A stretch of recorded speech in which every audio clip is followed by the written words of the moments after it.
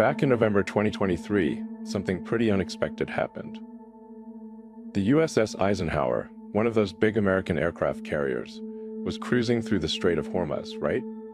And out of nowhere, they got a warning from Iranian drones. Now, if it had been pretty much any other country, the US Navy would have just shot down the drone, no hesitation, right? But when it comes to Iran, the Navy actually backed off. I mean, they even pulled back their reconnaissance planes that were meant to keep an eye out. Now, that's not exactly the kind of thing you'd expect from the world's most powerful military, is it? Well, yeah, they are, but when it comes to Iran, they've got a reason to be careful. So let's break this down a little. First of all, it's not the drones themselves that are the real problem. Yeah, Iranian drones are no joke, but they're more of a warning system, really. The main body of the US aircraft carrier has long been equipped with a dense array of close-in defense guns, capable of firing an average of 6,000 rounds every 60 seconds.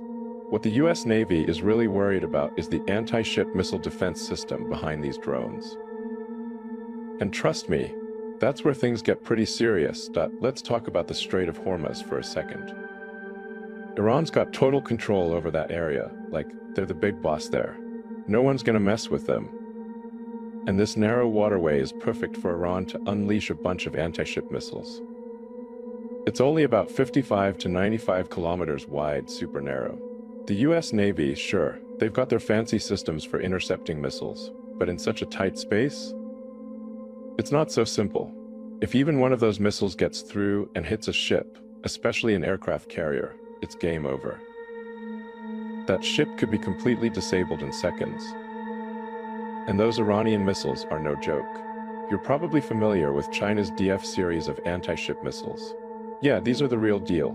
The DF-21D, for example, can hit targets at 2,500 kilometers away, and it's faster than Mach 10.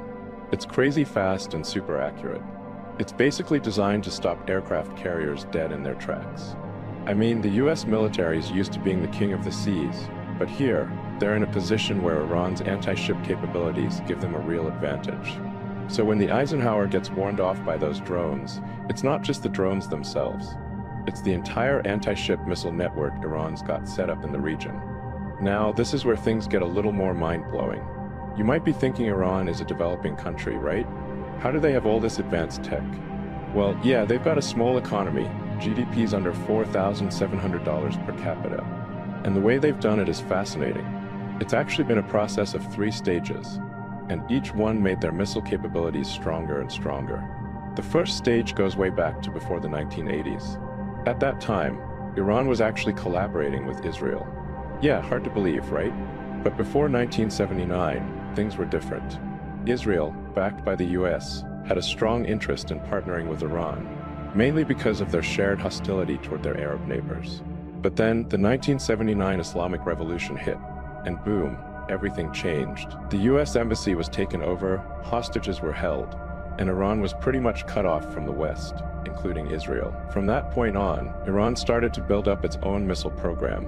So, after Iran started developing their own ballistic missiles, they moved on to the second stage of their missile program, which was all about copying Soviet missile technology. After the Soviet Union collapsed, Russia shifted its focus towards Iran. Back in the Boris Yeltsin era, Russia was struggling economically. They couldn't even pay their workers properly. So, a lot of top engineers jumped ship. Iran, being smart, swooped in and brought a bunch of these experts on board. With their help, Iran was able to develop its own version of the Meteor series of ballistic missiles. These missiles were huge, but they pack a serious punch. The introduction of these missiles made Iran a major military power in the Middle East. Then came the third stage, mastering anti-ship missile tech. Once Iran had their land-based missile systems up and running, they shifted their attention to the sea, where things get way more complicated. Anti-ship missiles aren't just about hitting something.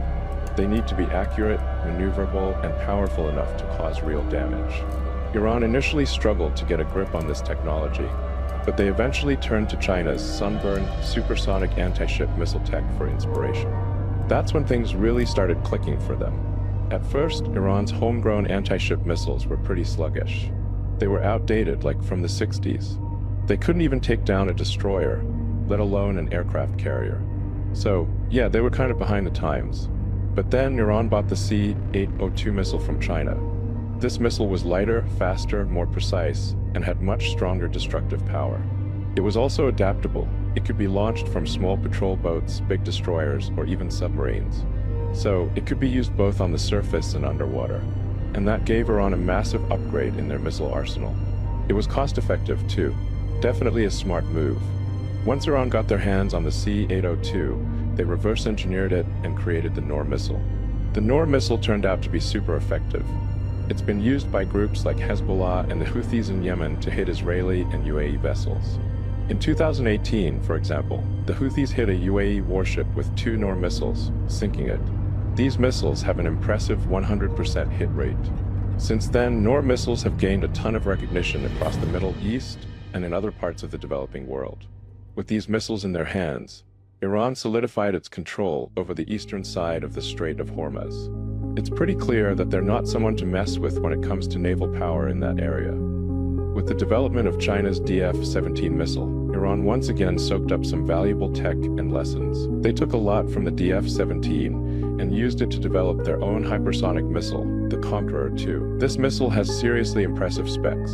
Its design includes a body-conformal shape and a maneuverable re-entry vehicle, which makes it super stable and able to change course mid-flight. So it's way more advanced than the Noor missile and has a much longer range. With all these advanced anti-ship missiles, plus Iran's well-known no-nonsense attitude, they've really strengthened their influence in the region. The US Navy, they've got to be a lot more careful now when cruising through the Strait of Hormuz. The power that Iran has developed, especially with these advanced missiles, has made them a force to be reckoned with.